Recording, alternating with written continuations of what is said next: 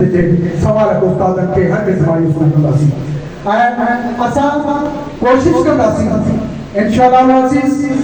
सिंध के election committee के chairman मोहतरम गाज़ी खान जमाली साहब वो साथ निभाईंदासीं हिकिड़ी आउं सम्झां थो तारीख़ी इलेक्शन कमेटी साबित थींदी जंहिं सिंध जे सवाल उस्तादन जो विञायल वकार खे वरी बुलंद कंदासीं उनखे वापसि वठंदासीं असां तंज़ीमी माण्हू आहियूं ऐं नज़रियाती सोच रखंदड़ माण्हू आहियूं छो जो असां भिक्षा खां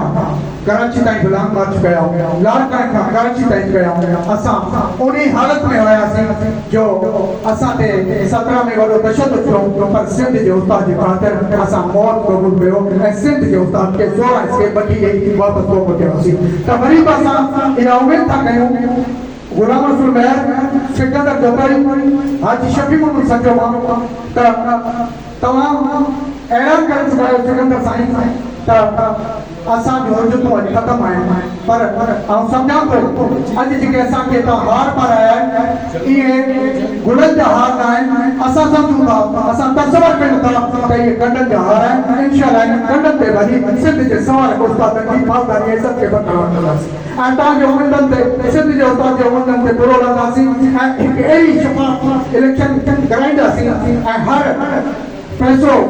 इंशाअल्लाह ताला मेरिट ते खणींदासीं ऐं सिंध जे उस्ताद खे मायूस न कंदासीं असां अॼु उन्हनि दोस्तनि खे मुखातिब था थियूं त जेकॾहिं मंज़ूर जानी खे तव्हां पकिड़ो करायो था मुमताज़ शाह खे पकिड़ो करायो था ऐं गाज़ी खान जमाली खे तव्हां पकिड़ो कराई आहे त ख़ुदा उन पक जी तमामु पासदारी कयो तव्हां कोर्ट जा चकर छॾियो अचो त असां तव्हां सभु गॾिजी सिंध जो उस्ताद जी ॻाल्हि कयूं जेकॾहिं तव्हां सिंध जे उस्ताद जे लाइ कुझु न करे सघिया त तारीख़ गवाह तव्हांखे सिंध जो उस्ताद माफ़ न कंदो ऐं पेटर जी तारीख़ तव्हांखे माफ़ न कंदी छो जो पेटर उन पेटर खे जॾहिं जनरल ज़िया जो दौर हुयो त को बेड़ो सियासी पार्टी न हुई जेका तहरीक कराए ऐं मुशर्रफ जे दौर में बि इहो मिसाल साम्हूं आयो त कंहिं सियासी पार्टी तहरीक कराई पर तव्हां असां गवाह आहियूं त सिंध जे उस्तादनि तहरीक कराई पेटर तहरीक कराई उन खां पोइ सियासी पार्टी मां सहारो वरितो ऐं उन जे ख़िलाफ़ वधी खड़ा छो जो पाकिस्तान जी जेका मिलिट्री आहे ऐं पंहिंजे सिंध खे ॿी आर्मी तस्वर कयो वियो आहे तव्हां सिकंदर जोताई हाजी शफी मोहम्मद सचो ऐं गुलाम रसूल महर खे अपील थो कयां अचो